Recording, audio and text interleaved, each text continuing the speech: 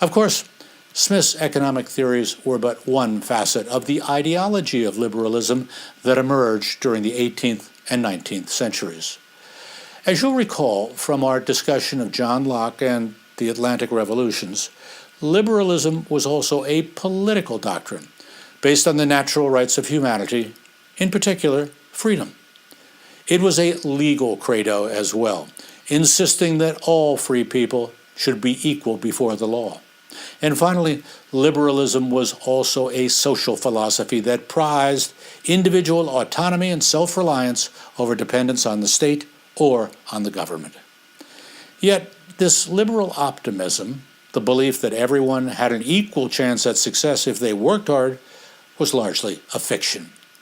The actual conditions of the workers in early industrial society were closer to slavery. The significant discrepancy, the growing social and economic inequality of industrialized society, came to be known as the social question and gave rise to increasing intellectual criticism of the factory system and liberal economic ideals. These ideological challenges, typically grouped together under the rubric of socialism, offered another view of industrial society, an alternative to liberalism. If liberals talked about equality of opportunity as the belief that everyone is on the same footing at the starting line, socialists talked about equality of outcome, the belief that everyone should derive the same benefits at the finish line. Where liberals valued individual achievement, socialists prized collective effort. When liberals spoke of legal equality, socialists emphasized social and economic equality. And finally, if liberals favored unregulated commerce and laissez-faire capitalism, socialists stressed the role of the state in policing markets and in intervening to correct economic inequalities. So, liberalism and socialism developed into very different and often contradictory approaches that, ironically, emerged from the same Enlightenment idea, the concept of equality. Of the 19th century socialist thinkers, Karl Marx was by far the most significant. He provided his most influential analysis of capitalist society in a pamphlet called the Communist Manifesto, published in 1848. Here's Marx's argument, greatly condensed. First, all societies are characterized by class struggle, by the conflict between those who own the means of production and those who don't. It's a conflict, in other words, between the economic interest of a dominant class and those of an oppressed class.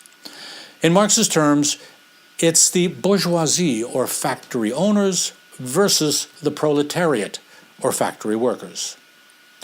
Second, according to Marx, the conflict between the classes is going to lead inevitably to an apocalyptic social revolution, since only the total annihilation of capitalism can create a just and equitable society.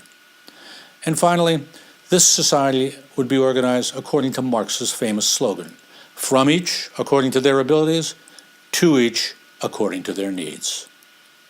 Of course, it never happened. At least it never happened quite the way that Marx predicted it. He thought that Britain would be the first society to experience this revolution, since the class discrepancies were at their most extreme there. He was wrong. Yet, in the second half of the 19th century, socialist ideals began to take hold across Europe, leading to the creation of industrial worker unions such as the International Working Men's Association, which, although not directly advocating revolution, utilized strategies such as collective bargaining and work stoppages to convince factory owners to increase pay and improve working conditions. Unions expanded their influence into politics with the creation of socialist political parties, often called social democratic parties, that aspired to transform bourgeois economic and social practices from within by promoting legislation that would improve working and living conditions. To give Marx his due, socialist revolutions did occur in the 20th century, first in Russia and then in China, but more on that in a later lecture. Let's wrap up. Let's consider a major consequence of the industrialization that we've outlined.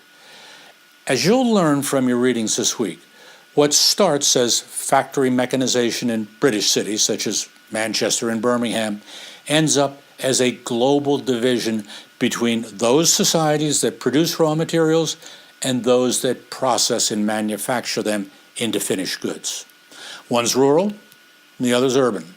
Very often, the same two, rural and urban, agriculture and manufacturing, can coexist within a given country. But as the end of the 19th century approaches, we begin to see a world divided along these lines, which will produce very uneven economic development with many unpleasant consequences for the 20th century. Broadly speaking, this schism will portend the development of separate economies, those in Latin America, Africa, and Southeast Asia that are based upon the export of raw materials, and those economies that are founded on manufacturing that flourish in Western Europe and North America. In effect, this schism created the conditions for a new kind of imperialism, one that will be our subject when we next meet. Until then, best wishes.